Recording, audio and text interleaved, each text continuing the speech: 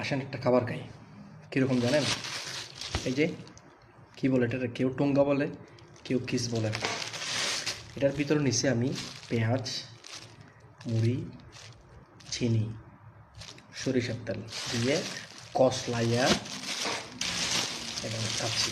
আগে কষলাই ফেলছি, বুঝছেন? এখন খাই দেখি। বিসমিল্লাহ।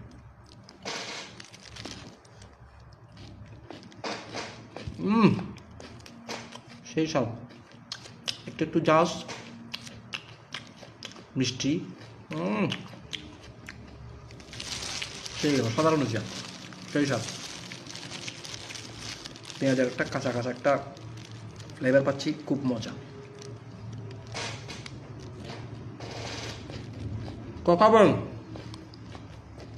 জলদি জলদি লাইক কমেন্ট শেয়ার করে দেন, দুম দুম করে দেন। আপনাদেরও বানাই খাওয়াবো, বুঝছেন?